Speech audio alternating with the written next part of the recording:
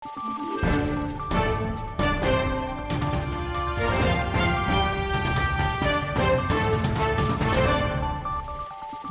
araw, Pilipinas! Ito ang Valiente News hatid sa inyo ng Office of the Vice President.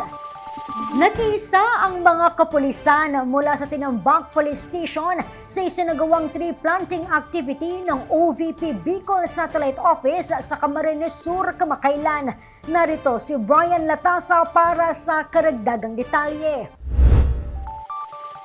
Sabay-sabay na nagtanim ang mga kawani ng tanggapan ng pangalawang Pangulo sa pamamagitan ng OVP Bicol Satellite Office at ilang volunteers sa baybayin ng Tamban sa Tinambak, Camarines Sur, kamakailan, kung saan umabot sa 10,000 mangrove ang kanilang itinanim.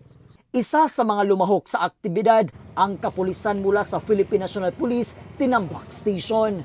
Ito po ay nakakatulong hindi lang po sa ating pagdadagdag ng oxygen para ma-address po yung problema natin sa global warming. Ito rin po ay nagiging, sabi nga natin, tirahan ng mga maliliit na isda. Dito po sila nangingitlog. Ganon din po pag lumaki ito, magiging tirahan ng ating mga ibon at yung pang ibang marine animals, which is makakatulong po mismo dito sa aming bayan. Ayon kay Police Captain Samonte, malaking tulong ang bakawan sa pamumuhay ng maraming mangingisda sa lugar, lalo't magsisilbi itong tirahan ng iba't ibang uri ng mga isda at mga ibang marine species.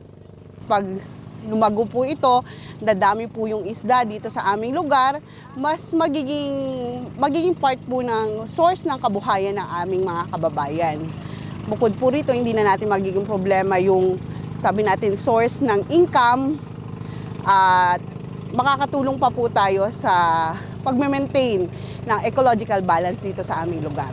Siyempre, pag may maayos na trabaho, umaasenso po yung bayan, mas gumaganda yung peace and order natin kasi hindi na po mag-iisip ng kung ano pa man yung ating mga kababayan. Ikinatuwa at ipinagpapasalamat naman ng maraming residente na nakarating sa kanilang lugar ang pagbabago, ang Million Trees Campaign ng tanggapan ng pangalawang Pangulo na isa sa mga flagship program ni Vice President Inday Sara Duterte. Mula po dito sa Tinambak, Camarines Sur, ako po si Brian Latasa, ang lahat para sa Diyos, bayan at pamilyang Pilipino. Valiente News. Mga bombero mula sa San Juan Fire Station naging katuwang ng OVP Bicol Satellite Office sa inilunsad na tree planting activity kamakailan sa bayan ng Tinambak, Camarines Sur. Yan at marami pang mga balita ang dapat abangan dito lamang sa Valiente News. Ako si Claudette Loreto para sa makabunuhan, naninindigan at matapang na mga ulat at impormasyon. Maraming salamat.